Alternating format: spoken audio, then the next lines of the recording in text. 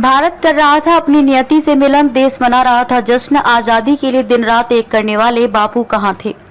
जब भारत ने 14 अगस्त 1947 की आधी रात को अंग्रेजों से कड़ी मेहनत से मिली आजादी का जश्न मनाया तो महात्मा गांधी उत्सव में शामिल होने के लिए नई दिल्ली में नहीं थे। जब जवाहरलाल नेहरू ने संसद में भारतीय संविधान सभा में अपना चर्चित ट्रस्ट विद डेस्टिनी भाषण दिया तो गांधी जी कलकत्ता यानी कि कोलकाता में इस भव्य समारोह से दूर विभाजन से भड़की सांप्रदायिक आग की लपटों को बुझाने की कोशिश में लगे थे। 15 अगस्त 1947 को जब भारत को ब्रिटिश शासन से आजादी मिली तो महात्मा गांधी ने क्या किया। भारत की आजादी के 76 साल पूरे होने के साथ आइए इतिहास के उस दिन पर लौटते हैं जब भारत अपनी नियति से मिलन कर रहा था। कलकत्ता में महात्मा गांधी 9 अगस्त 1947 को कलकत्ता पहुंचे। वहां से उन्हें नोआखली अब बांग्लादेश में की यात्रा करनी थी, जहां उन्होंने विभाजन के समय अल्पसंख्यक हिंदू समुदाय की रक्षा करने की कसम खाई थी। स्थानीय मुसलमानों के एक प्रतिनिधि मंडल ने गांधी जी से मुलाकात की और उनसे मुसलमानों की रक्षा के लिए कलकत्ता में रहने का आग्रह किया। बापू ने कहा कि वे इस शर्त पर रुकेंगे कि वे नोआखली में अल्पसंख्यक समुदाय की सुरक्षा की गारंटी देंगे। द हिंदू की रिपोर्ट के मुताबिक अगर नोआखली में हिंसा होती है तो उन्होंने कहा कि वह बिना शर्त आमरण अनशन करेंगे।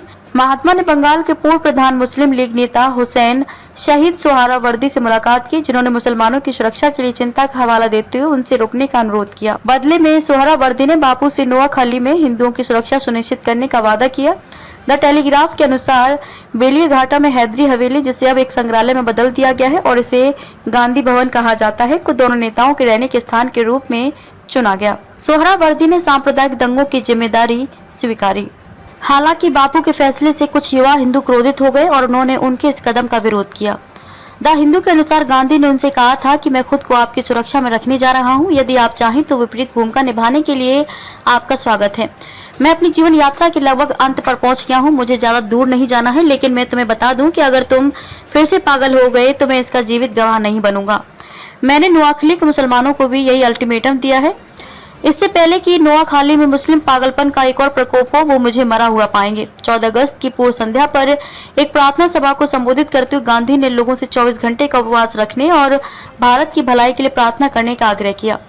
प्रार्थना के बाद हैदरी हवेली पर हमला हुआ। कुछ लोगों ने बाहर से पथराव किया, जिससे खिड़की के शीशे टूट गए। बापू ने भीड़ से बात की, उन्हें शांत किया। इसके बाद उन्होंने सोहरावर्दी को बुलाया, जिन्होंने अक्टूबर-नवंबर 1946 के बीच नोआखली में हुए सांप्रदायिक दंगों की जिम्मेदारी स्वीकार की। उस समय बंगाल के अंतरिम मुख्यमंत्री सोहरावर्दी पर मुस्लिम लीग की विभाजन की मांग का समर्थन करने के लिए नोआखली में हिंदू अल्पसंख्यकों के खिलाफ हिंसा की अनुमति देने का आरोप लगाया गया था। जब 14-15 अगस्त की आधी रात को भारत को ब्रिटिश शासन से आजादी मिली तो गांधी खादी का सूत काटने के बाद गहरी नींद में थे। स्वतंत्रता दिवस 1947 गांधी जी ने स्वतंत्रता दिवस प्रार्थना करते हुए उपवास रखकर और खादी काट कर बिताया। The collected works of Mahatma Gandhi के अनुसार लंदन में अपनी मित्र अगाथा हैरिसन को लिखे एक पत्र में बापू ने कहा कि आज जैसे महान आयोजनों का जश्न मनाने का मेरा तरीका इसके लिए भगवान को धन्यवाद देना और इसलिए प्रार्थना करना है।